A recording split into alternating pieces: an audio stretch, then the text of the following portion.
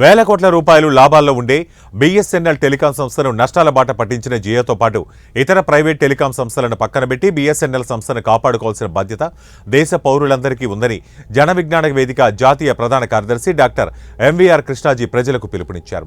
గురజాడ పాఠశాలలో జేవీవీ జాతీయ ప్రధాన కార్యదర్శిగా ఎంపికైన కృష్ణాజీని జేవీవీ జిల్లా శాఖ ఆధ్వర్యంలో అభినందన కార్యక్రమం నిర్వహించారు. అనంతరం ఏర్పాటు చేసిన సమావేశంలో ఆయన మాట్లాడుతూ బెంగళూరు నగరంలో ఈ నెల 14న జన విజ్ఞాన వేదిక జాతీయ మహాసభలో జన విజ్ఞాన వేదిక జాతీయ ప్రధాన కార్యదర్శిగా తనకు బాధ్యతలు అప్పగిస్తూ తీర్మానించడం జరిగిందని, అప్పగించిన బాధ్యతలను శక్తివంచన లేకుండా నిర్వర్తిస్తానని పేర్కొన్నారు. 14/7/2024 బెంగళూరు నగరంలో చాలా బాగా జరిగినాయి. దానికి ఈ జిల్లా నుంచి సుమారుగా 17 మంది కార్యకర్తలు వెళ్ళడం జరిగింది. మరి ఆ కార్యక్రమంలో విజయనగరం పట్టణ కమిటీ, జిల్లా కమిటీ చాలా యాక్టివ్గా కదిలి వెళ్ళడం జరిగింది. అక్కడ మొత్తం కర్ణాటక నుంచి, బెంగాల్ కమిటీ నుంచి, అలాగే 6 రాష్ట్రాల నుంచి ప్రతినిధులు రావడం జరిగింది. ఆ కమిటీలు మొత్తం కంప్లీట్గా జాతీయ మహాసభ తీర్మానించిన అంశాలు, మనం ఏదైతే దేశభక్తి కాపాడాలని పాఠాల్లో చిన్నప్పటి నుంచి చెప్తున్నామో, ఆ దేశభక్తి గురించి పనిచేయాలంటే ఈనాడు మనం నిజమైన దేశభక్తులుగా మనం మారాలనుకుంటే బిఎస్ఎన్ఎల్ని వాడండి అనే ఒక స్లోగాను జనంలో ఇద్దామని. మరి బిఎస్ఎన్ఎల్ మొదటి నుంచి కూడా బిఎస్ఎన్ఎల్ మనందరికీ పరిచయం. ఈరోజు మొత్తం కంప్లీట్గా 2023-24 సంవత్సరానికి వచ్చేసరికి 23-24 ఒకే సంవత్సరంలో 5,300 కోట్ల రూపాయలు నష్టంతో బిఎస్ఎన్ఎల్ ఉందనంటే చాలా ఆశ్చర్యంగా ఉంటుంది.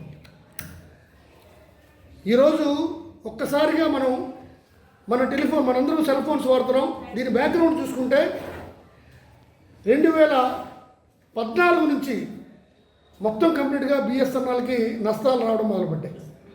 అప్పటి వరకు ప్రతి సంవత్సరం 10,000 కోట్లు లాభాల్లో ఉండే బిఎస్ఎన్ఎల్ సడన్గా జియో కుట్రకి మొత్తం భారతదేశం విలవెల్లాడిపోయింది. జియో సెప్టెంబర్ 2016 నుంచి మార్చి 2017 వరకు మేము ఫ్రీ టెలిఫోన్స్ ఇస్తున్నాము, ఫ్రీ సెల్ ఫోన్స్ ఇస్తున్నాము, మీరు ఛార్జింగ్ అవసరం లేదు అని జనాల్ని మోసం చేసి మభ్యపెట్టి మొత్తం జనాలను అటువైపు తిప్పుకోగలిగింది. ఒక కస్టమర్ల సంఖ్య 49 కోట్ల మంది ఈరోజు అయింది. బిఎస్ఎన్ఎల్కి కంప్లీట్గా నష్టాలు వస్తున్నాయి. ఈరోజు మొత్తం సడన్గా ఇంతవరకు కేవలం ఒక 8 మాసాల పాటు ఫ్రీ ఇచ్చిన జియో ఆ తర్వాత ధరలు విపరీతంగా పెంచుకుంటూ పోయింది. ఈరోజు మొత్తం కంప్లీట్గా జియో చూస్తే అన్నిటికంటే ఎక్కువ ధరలు పెంచితే దానిలోనే ప్రైవేట్ కంపెనీలైన ఎయిర్టెల్ కానీ, వోడాఫోన్ కానీ దాంతో సమానంగా ఈరోజు మొత్తం రేట్లు పెంచాం. మనం ఒక్కసారి చూస్తే ఇంతవరకు జియోకి 3G, 4G, 5G పర్మిషన్ కూడా ఇచ్చాడు. నాకైతే అర్థం కావట్లేదు, జన విజ్ఞాన వేదికకి అర్థం కావట్లేదు. ఎందుకు మనం కాపాడుకోవాల్సిన మన బిఎస్ఎన్ఎల్కి 4G పర్మిషన్ కూడా ఎందుకు లేట్ అయింది అనేది నాకు అర్థం కావట్లేదు. మనం నిజంగా దేశభక్తులమా? దేశభక్తి ఉంటే మన దేశానికి సంబంధించిన బిఎస్ఎన్ఎల్ని ఎందుకు కాపాడుకోలేకపోతున్నాం? లేకపోతే పెట్టుబడిదారుల కుట్రలకు మనం బలైపోయామా, లేదా వాళ్ళ చేతిలో కీలుబొమ్మలుగా మారిపోయామా అనేది నాకైతే అర్థం కావట్లేదు మిత్రులారా. ఈరోజు భారతదేశం ముందున్న సమస్య ప్రభుత్వ రంగ సంస్థలను కాపాడుకోవాల్సిన అవసరం ఉంది. ప్రభుత్వ రంగ సంస్థలు పక్కన పెట్టినా ఈరోజు బిఎస్ఎన్ఎల్ని మనం కాపాడుకోకపోతే మొత్తం కంప్లీట్గా మనం ఈరోజుకే ఆల్రెడీ మొత్తం ఈ తరం విద్యార్థులంతా సెల్ ఫోన్కి బానిసలు అయిపోయారు. మనం రేపొద్దున్న వాడు నెలకి 1,000 రూపాయలు కట్టాలన్నా సరే తిండేనా మానేసి 1,000 రూపాయలు జియో కడతాడు. బిఎస్ఎన్ఎల్కి 4G పర్మిషన్ ఎప్పుడో రాలేదు, ఆగస్టులో ఇస్తాడేమో చూడాలి. 5G పర్మిషన్ ఆల్రెడీ ఉంది జియోకి, వడాఫోన్కి ఉంది, ఎయిర్టెల్కి ఉంది. మన బిఎస్ఎన్ఎల్ అసలు బిఎస్ఎన్ఎల్లో ఒక నిర్ణయం తీసుకోవాలంటే ఎవరు తీసుకుంటారు? అంబానీ తీసుకోడు, ఇంకో ప్రైవేట్ వ్యాపారస్తుడు తీసుకోవాలంటే మన కేంద్ర ప్రభుత్వం తీసుకోవాలి. ఎందుకు తీసుకోవట్లేదు? ఇది మనం ఆలోచించాల్సిన అవసరం. మేము ప్రభుత్వాలను విజ్ఞప్తి చేస్తున్నాం, అయ్యా ఈ దేశం మీద దయ ఉంటే, ఈ దేశ ప్రజల మీద మీకు సానుభూతి ఉంటే దయచేసి బిఎస్ఎన్ఎల్ బలోపేతమైన నిర్ణయాలు తీసుకోండి అని మేము రిక్వెస్ట్ చేస్తున్నాం, మేము ప్రార్థిస్తున్నాం. జన విజ్ఞాన వేదిక పక్షాన ఇది చాలా సీరియస్గా తీసుకున్నాం.